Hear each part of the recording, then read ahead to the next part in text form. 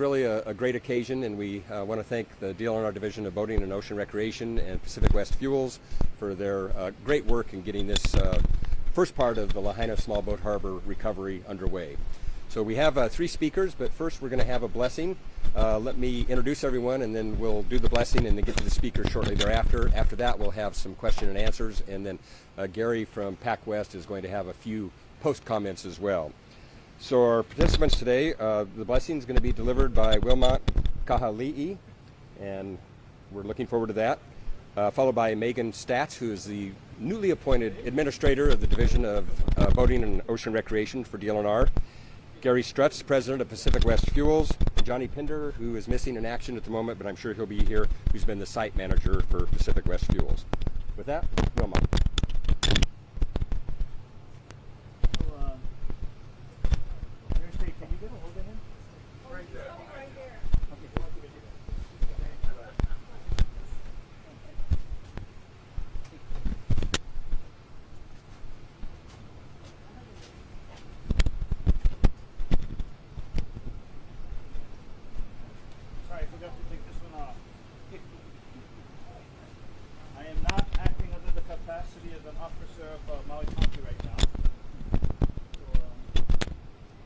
To Johnny, Tender, and the crew for giving me the opportunity.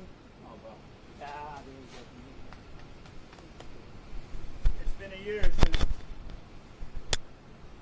I've been here, and I can't even remember when we did the blessing for this thing.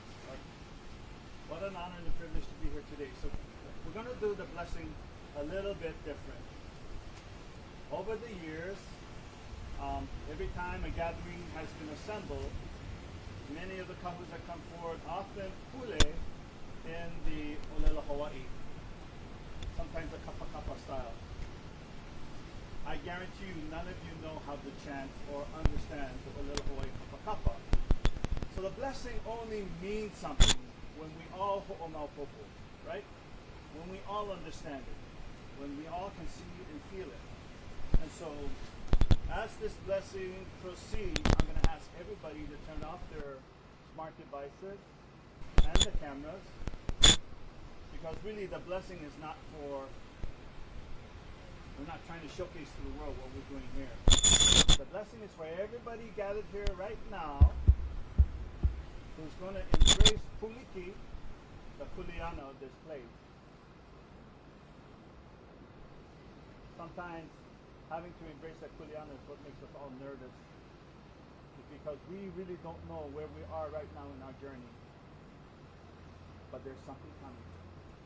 The rebirth of this beautiful town, which called me back home back in 1997. I have a bowl, which is customary, a bowl of salt water. And so this blessing really is not for the structure. The structure in and of itself is really dependent on the community, dependent on you, Ohana. So you coming here today tells me that you are committed to see this roll forward into a future many of us have not yet seen. And in looking to that future, you are taking upon yourself the kuleana to ensure that that future comes to pass. I'm going to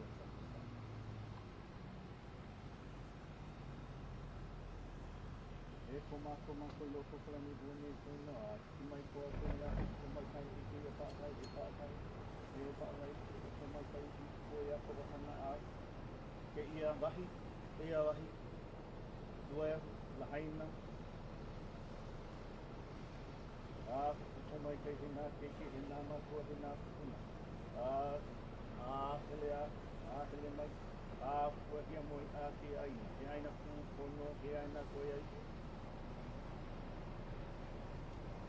Okay, so John, your crew, Gary, come here please.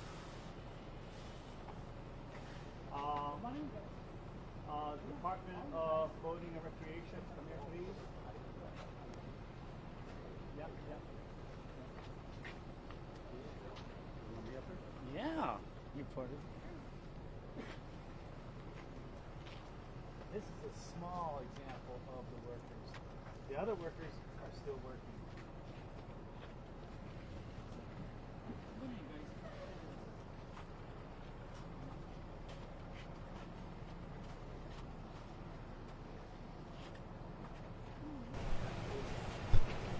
Okay.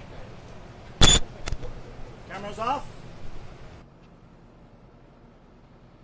Go ahead, take a shot.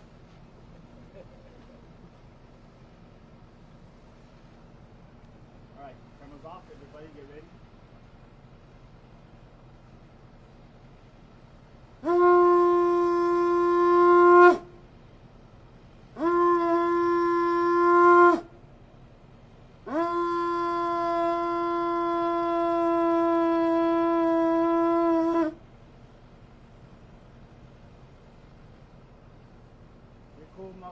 Loko kalani honi ko ina.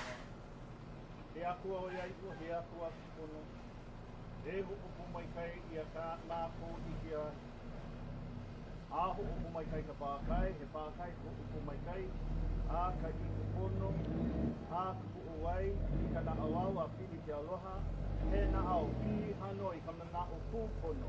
I mana o ia ipo. A hupu mai kai i ka hana lima, he lau lima no i ka hana. Oi hana no i ke alahi. E ho'opo mai kai, nā o puna, nā makua, nā puna, a kiamoe, a hana, a paani, eia no i ka lahi. Kua no e ke kaia ulo o Lahaina. Kua no i ka maalu ulu o lei. So this is just a little bit of sprinkle. When you feel the sprinkle on you, I guarantee you're not going to melt. But this is for you. This is for the ones who are doing the work here, right? Because, see this, the concrete has no idea what that blessing is. But you do. So we cannot bless the structure, we cannot bless the concrete, we can only bless those who are living, breathing truth, who are living, breathing oya ipo, kono, and the most important, aloha.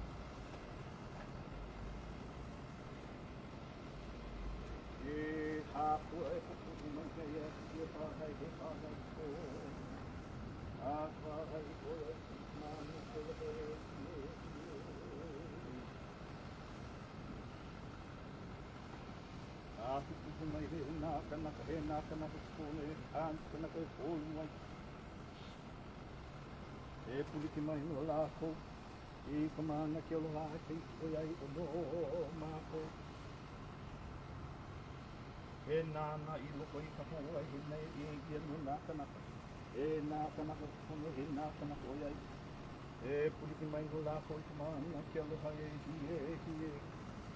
Because you see, you cannot do this without aloha. Aloha is what's going to allow us to rise above the ashes. And kua no. Dolaho, heal in this place. E kuma e loko kalani e hopo mai kai me nā kanaka. E kanaka o iau, e kanaka o kono. Aloha e hie. E kahakui kuluna I kono. E awalo, wai. E nā kanaka. O nā kiki, nā kanaka e hie.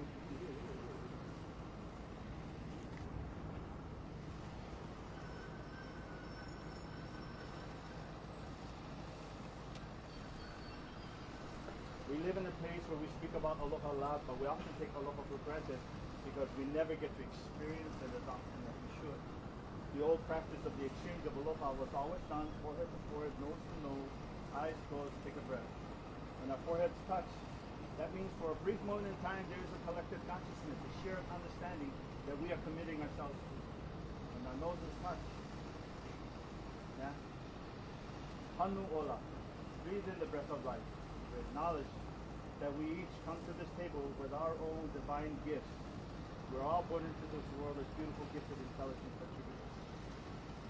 That's aloha. Alo, when we come into sacred space, face to face. Ha is when we breathe in the breath of life. So I'm going to ask Gary and Johnny to share that with the gang over here. Many of these people have never done this before. To them, it's foreign. It will feel strange, but knowing that strangeness of that feeling will quicken the soul, the ohana, because aloha is the seed we plant today. So, Gary, Johnny, if you can share with your crew, please. Forward, nose to nose, and then you guys are going to have to share that with each other. Huh. Yeah. No butting head. No head butting. It doesn't work. You butt heads.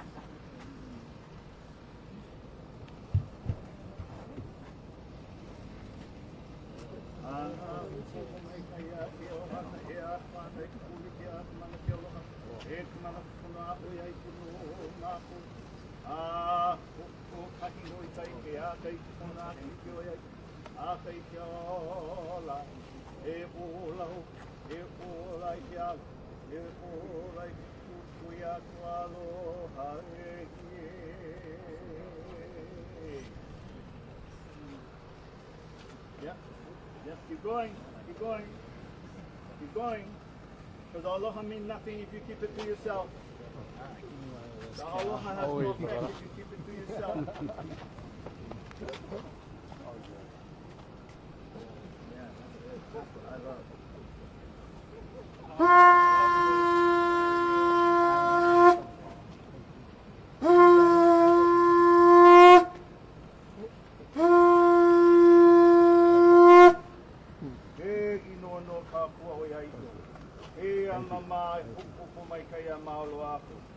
Ua hana ia mai ki ka mana ki aloha.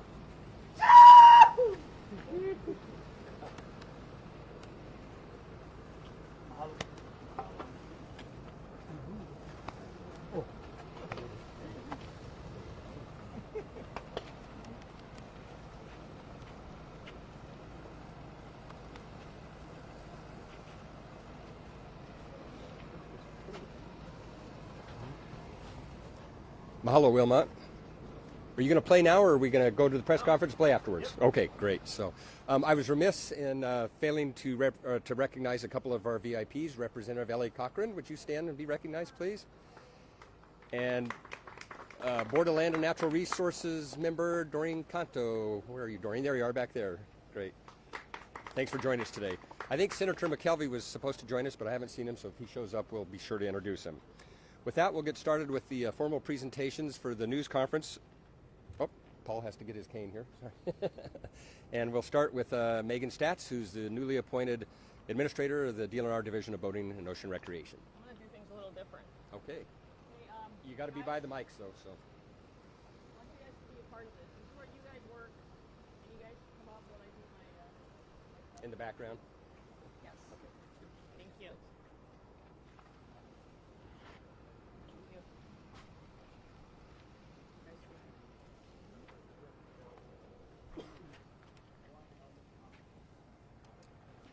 you. Aloha, everyone. Oh, mahalo. You. Aloha, everyone. I wanted the crew back here. These are the ones that have worked in Lahaina, been here throughout for the past year dealing with all of this. So I want you guys to get to know them, know who they are. This is what makes it happen here at the Lahaina Boat Harbor. So this is a great day. I'm going to refer to my notes here. So the restoration and opening of this new fuel dock is just the first step and milestone in the eventual restoration of the entire Lahaina Small Boat Harbor. It's very important. Western Pacific Fuels, they have taken every step since the first day of the fire, come in here. They've been operating here since 1990. They've elected to rebuild all of the structure here with their own funds. No government funds were used for this. The infrastructure and the pumps that you see on either side reflect Passwick's fuel and its many partners' commitments for having fueling available to West Maui. So thank you so much for that. We continue to move forward in the rebuilding of the Lahaina Small Boat Harbor, and we look forward to working with Rep. Cochran and other legislators to rebuild the Lahaina Boat Harbor. So mahalo, everyone, for coming. Thank you.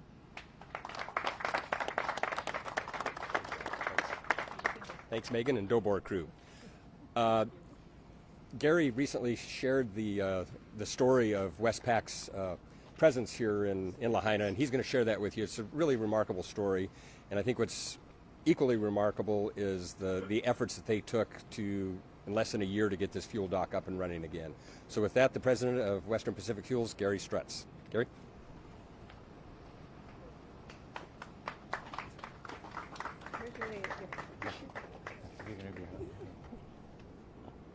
Thanks, Mary Faye.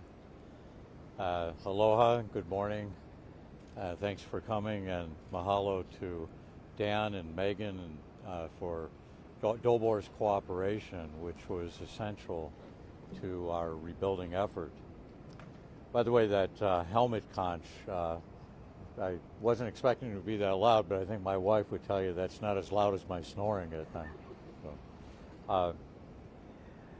So Pacific West Fuels, we originally built this fuel dock in 1989, and since then we've operated it safely and successfully until the fire in August last year. And during the roughly 12,000 days that we'd been open for originally until the fire, we were only closed for 26 days, and most of those closure days were due to constructing the new harbor master's office, now which was completed just a few months before the fire. The remnants of that office, which is mostly concrete and steel, you can see behind our controls building, and that should give you an idea of the ferocity and intensity of the fire. Prior to 1989, most boaters fueled off the back of trucks, and that resulted in leaks, and it was extremely inconvenient for the boaters who had to arrange appointments to meet with the truck, and sometimes the truck would run out of fuel, and it was just very inconvenient and dangerous. So to resolve that problem, Hawaii decided to seek bids to build fuel docks at as many of the harbors as they could. But what they found back in the 1980s, you might remember every day in the news they were talking about Superfund sites and pollution and Chernobyl and on and on and on. It was very difficult to find any builders that were willing to take the risk to put a fuel dock anywhere near the ocean. But Pacific West Fuels responded to Hawaii's public requests for bids, and we ended up getting the project and completing it successfully. Then, as we've done now, we installed state-of-the-art equipment that virtually eliminates the possibility of spills. Now, back in November, when Dobor first called me and asked me if and when we intended to rebuild, we had a difficult decision to make. Emotionally, of course, we wanted to rebuild our business of 35 years. But logically, we had to consider that 80% of our customers' boats had burned, and that the harbor might not reopen for 2 or more years. There was also the more practical issues of not having any electricity, no water, and no internet, all of which were essential to our rebuilding effort and also to our future operations. So we had to improvise. There was also the issue, of course, of money. And when we started, we thought we just had to rebuild what you see on top, which is our electronics control building that contains a lot of expensive and sensitive electronic equipment. And our dispensers, there's one on the north side that's gas and diesel, and then we've got 2 on the south side with 4 diesel nozzles. And then the reels, the hoses, the nozzles, of course. And just to do that, we thought was going to be a couple $100,000. But when we got into the project, we realized the fire was so intense that our rigid conduit that comes up from under the ground, which is where most of our operations are, what you see on the top is just what facilitates the fueling, but most of what we have is underneath the pavement. The fire was so hot that it transmitted heat through those pipes and melted the wires inside. It also damaged our vent pipes that vent the fumes off our tanks, and they're the ones standing up on the above the controls building. and it damaged some of our fuel lines, which are all dual-walled fiberglass lines. So we had no choice but to excavate the concrete roughly from here to slightly past our controls building. 8 inches of concrete and rebar had to be taken out, and that substantially delayed the project and, of course, added a phenomenal amount of cost. We probably have over 2 miles of wiring that had to be replaced. It took a couple weeks alone just to pull all the wires through from the various access points to our control building. And so anyways, it was going to be a significant undertaking with a lot of obstacles, and I presented all that information to the shareholders to see what they wanted to do. And they came back without hesitation and said, rebuild as soon as possible. So the total cost of this is about $750,000. And frankly, we have no idea when and if we'll be able to make a profit. Until the boat traffic returns, it's going to be dead money. But anyways, we were glad that we pushed ahead, and we pushed ahead primarily because we wanted to be part of the Lahaina recovery effort, and also because we thought that by being the first burned business to rebuild, we might inspire others to do the same. And hopefully we'll see that here in the future. The other issue was that most of our customers are now traveling 36 miles round trip to Maalaea to get fuel, and they burn about a gallon of fuel per mile. So they're burning through 36 gallons of fuel just to get fuel. And then it takes about 3 hours round trip, plus the wait at Maalaea and making the arrangements to get a truck to fuel, to give you fuel. And as most of these customers had been our customers for 2 decades, 3 decades, we felt obliged to restore fuel services to West Maui as soon as possible. And I'm proud to say that we begin doing so tomorrow. So, thank you.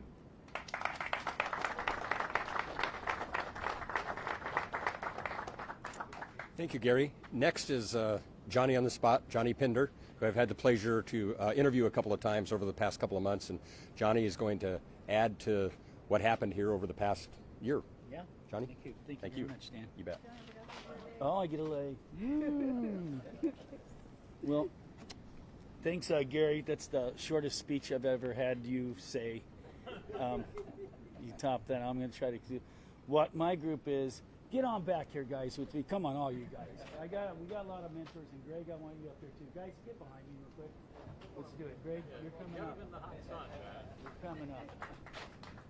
I want them. This is a big undertaking. No one knew until we got into it and did a lot of inspections what was down there.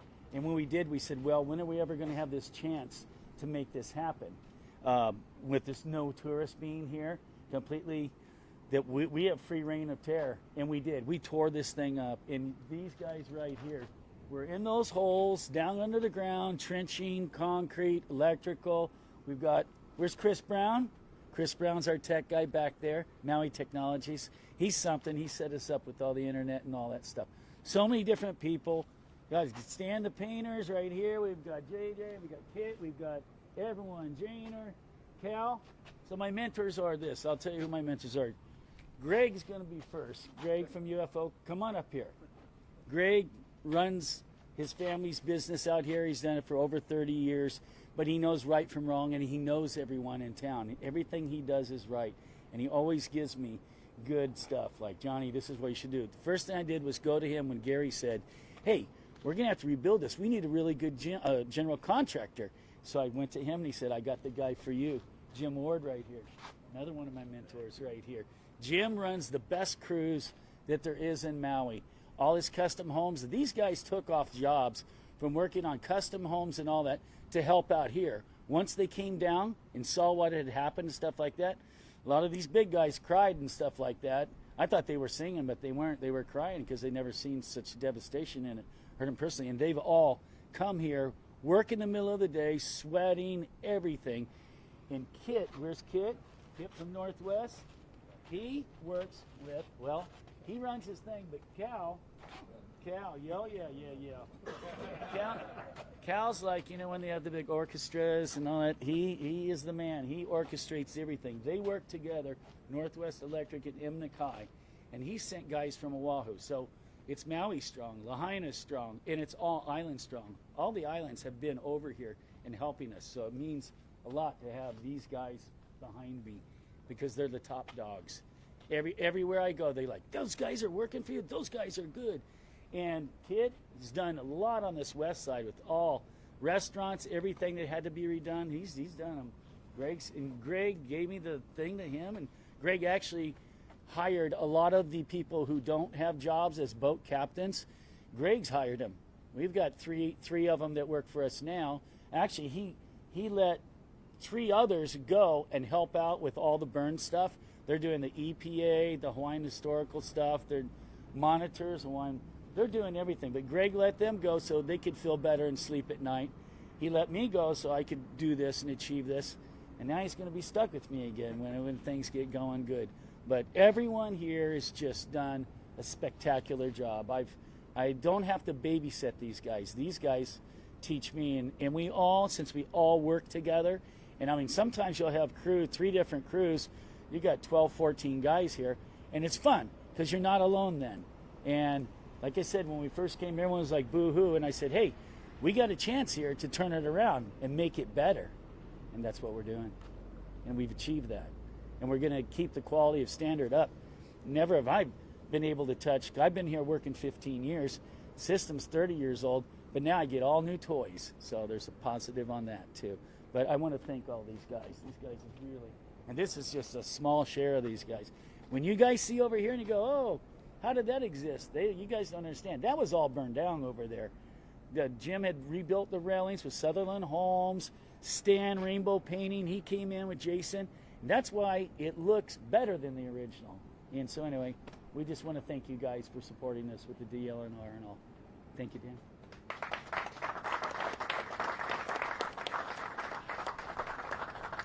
Thank you, Johnny. Now we'll open up to questions from the media for Megan, Gary, and Johnny. If you could try to direct your questions for Megan. Come on up, Megan. She loves this, by the way. Thank you. I know this is a really important milestone, but we have voters too that are just kind of wanting to get the latest while we have you here for the timeline for eventual use of the harbor and kind of the plan as far as the front row and back row.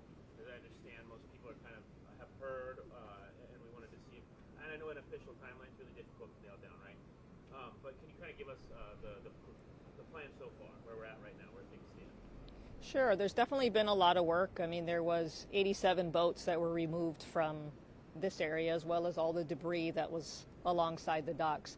We've been consistently working on design, planning, and permitting for a number of the docks.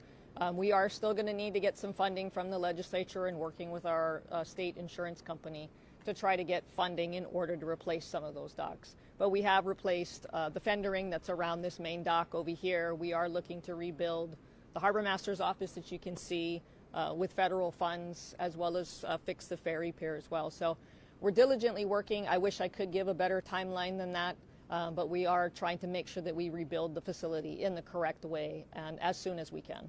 Aside from asking the legislature for money, is there any other avenues you're pursuing as far as funding, any public-private partnerships, anything like that, or is that stuff kind of off the table at this point? No, right now we're just working with the legislature on funds. Like I said, we do have some funding for some of the piers, depending on the location, and then working with the insurance companies to see how we can do that. The eventual rebuild is approximately $29 to $30 million for the entire facility. And then, just have a couple of other specific questions while I have you from voters too. Is the work what work is happening up until June, I believe, of next year is when dredging is supposed to begin? Is that correct? Can you tell us a little bit about when that dredging is going to begin and what is going to be taking place in between now and then? And if nothing really, is that just a matter of funding and still the permitting process as well? Yeah, so dredging is going to be something that we're going to need funding for because we are going to need to be able to dredge the entire facility as well as the channel itself. So we've already had if you can tell that there's no more pilings, the concrete pilings that were in here, the anchor blocks were all cleared out. So we are going to be going and asking area legislatures and key legislators for funding in order to get the dredging done for this particular facility. Hi. What feedback have you received from the local boating community regarding the reopening of the fuel dock?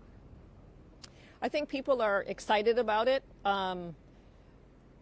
There's a lot of the boaters have moved on to Ma'alaya side as well. So we do have some boaters off of Ka'anapali and offshore over here as well. So people are excited about it. I think it opens up, not just for commercial boaters, but for recreational boaters on this west side of Maui that are in desperate need of fuel to go out to do their fishing, to go to the other islands, to Lanai, to Molokai, to go visit family and to take care of family, when you have hospital visits. That's a lot of what we heard is we need to be able to get the access in and out so that we can get to our kupuna and take care of them. I don't like to be in the sun too much longer. Yeah, thank you. Are you? And I know that DLNR has made some exceptions for folks in different situations because it's a rough situation for a lot of those boaters with limited slips in Ma'alaya. I know some people are using Bala Wharf. Are you guys trying to be as accommodating as you can to some of those folks that still have vessels so that they can still operate over here? And can you walk us through kind of how that is looking right now with some of those people?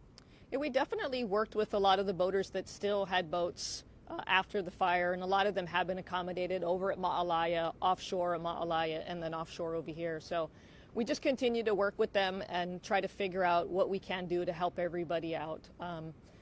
But there's only so much that we can do, capacity-wise. So, our idea is, when we have a pier that's fixed, try to get everybody to move in and just do it in phases, right? We're not planning on shutting the entire facility down until we have everything rebuilt. So we want to be able to do it in phases so that we can start moving people back. But the most important thing is right, the access. Right now, the county doesn't have any access to this boat harbor. So that makes it a little bit more difficult. And there is no water and no electricity at this time.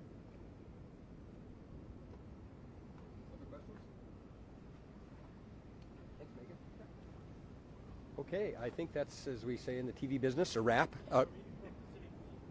Yes, Gary, come on up. Are you folks, is the rate for the fuel over here to have to be different, or are you pretty much just kind of accepting your losses until traffic really resumes? Or Gary, if you come up here, please. Thank you. So the question was, how soon are we going to be able to recover our investment? And the answer is we have no idea. 80% or more of our customers' boats burned in the fire. And the harbor's not going to be completed for a couple of years probably. And so it's going to be tough going. You can't really make any money on such low volume. In fact, we're thinking of getting into the porta potty business as those are in such fantastic demand, and the price. We actually had a couple of nice clean ones, and then a big contractor outbid us, and they hauled them away. And if it wasn't for Cal and Inuma, we wouldn't have the one that we have here.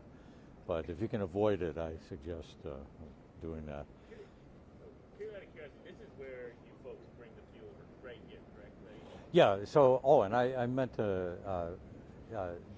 We got our fuel from Hawaii Petroleum, and Steve Wetter and Matt are here from Hawaii Petroleum. And I got to tell you, you pay vendors money, so you expect them to take care of you. But these guys have always gone above and beyond. In fact, one of the first calls we got after the fire was, what can we do to help you guys? And they're just fantastic. And for example, before we were going to reopen, we wanted to make sure our fuel was still okay. It's been sitting down there for over a year.